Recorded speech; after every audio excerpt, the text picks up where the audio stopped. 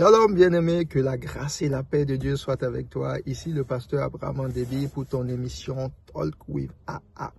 Alors nous avons aujourd'hui une question assez extraordinaire. Une personne qui nous a écrite qui demande à savoir si un chrétien peut faire une chirurgie esthétique. Autrement dit, est-ce que c'est permis pour un chrétien d'aller modifier son apparence extérieure au travers de la chirurgie esthétique?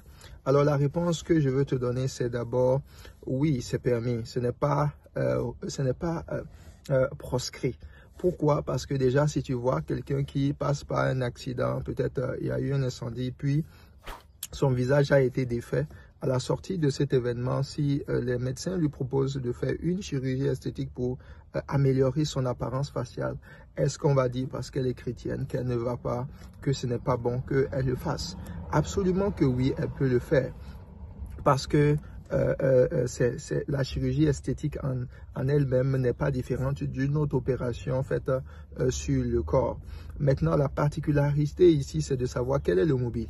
Pourquoi est-ce que tu choisis d'aller vers la chirurgie esthétique? David pouvait dire ceci: « Oh Dieu, je te loue de ce que je suis une créature si merveilleuse. » Dieu t'a créé comme étant une créature merveilleuse. Tu es une belle personne. Les voix qui sont venues te dire depuis ton enfance, et souvent, l'ennemi utilise les amis à l'école, même dans les maisons, les parents peut-être ont été utilisés pour te dire que tu n'as pas une belle tête, tu n'as pas un beau nez, tu n'as pas de beaux yeux, tes lèvres sont ceci, tu as cela, etc. Toutes ces choses-là ont été mises en place pour te complexer, pour t'amener à te rejeter toi-même. Le rejet de ta propre personne est un travail que l'ennemi a fait depuis des années. Et quand tu es prise au piège par cela, tu as du mal, d'une certaine façon, normalement, à te sentir bien dans la société. Tes relations vont prendre un coup. Mais la bonne nouvelle que j'ai pour toi, c'est que Dieu t'a fait une bonne personne. Alors, il y a des mystères concernant la personne que tu es. Il faut savoir que la forme de ton nez, la forme de ta bouche, toutes ces choses souvent transportent la sagesse infiniment variée de Dieu. Il y a des choses que Dieu cache souvent derrière une apparence que les hommes ne vont pas forcément reconnaître. Et certains éléments te concernant, tu ne les as pas choisis. Tu n'as pas choisi la couleur de ta peau. Tu peux avoir une couleur brune, tu peux avoir une couleur blanche. Si tu es né en Chine, tu n'as pas choisi. Donc nous naissons souvent avec des éléments que nous n'avons pas choisis. Ça participe aux prophéties concernant nos vies. Il faut savoir qu'il y a des gens que Dieu a mis sur ta destinée. Par exemple, la personne que tu vas épouser, qui va t'aimer, non pas pour ce que tu veux devenir, mais pour ce que tu es déjà. Non pas pour ce que tu veux changer sur ton corps, mais pour ce que ton corps a déjà. Donc, les complexes viennent souvent pour retirer la programmation initiale qui t'oriente sur le chemin de ta destinée. Quelle que soit ton apparence physique, il n'y a absolument rien que Dieu puisse te donner que tu ne peux avoir si tu prends davantage plaisir à la personne que Dieu a fait de toi.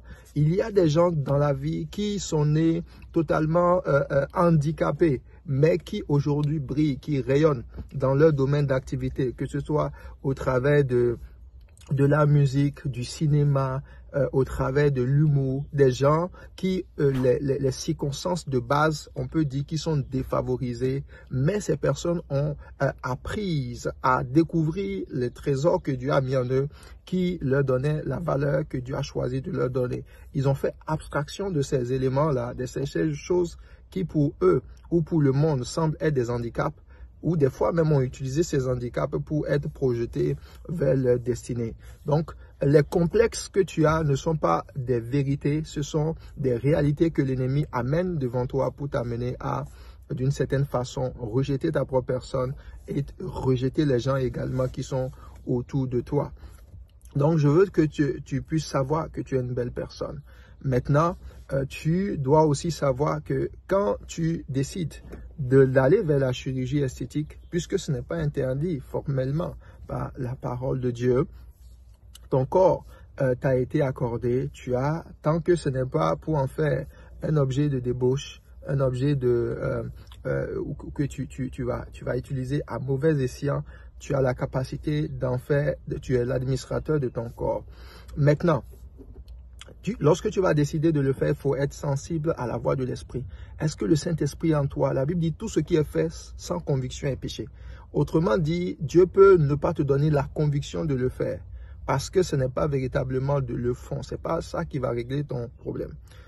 Imagine, par exemple, tu finis de faire la chirurgie et tu peux te rendre compte que les mêmes voix qui venaient t'accuser pour te dire que tu n'es pas une belle personne, tu as besoin de la chirurgie, peuvent déplacer leur mode d'opération. Elles peuvent venir te dire, malgré la chirurgie, que ce n'est pas suffisant. C'est comme ça on se retrouve à avoir des gens qui ont fait une chirurgie, par exemple, du nez.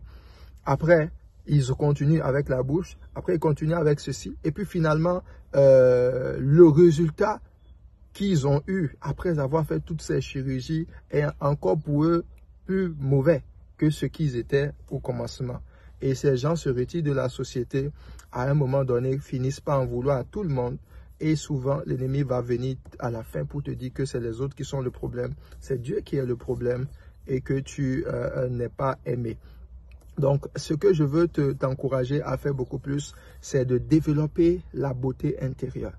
La beauté intérieure, elle est meilleure. C'est ça qui crée des mariages qui durent dans le temps. C'est ça qui t'amène à être dans un environnement où tu es aimé de tout le monde parce que les gens t'aimeront davantage pour la personne que tu as à l'intérieur que la personne que tu es à l'extérieur. Alors que Dieu te bénisse, que la grâce et la paix de Dieu soient avec toi.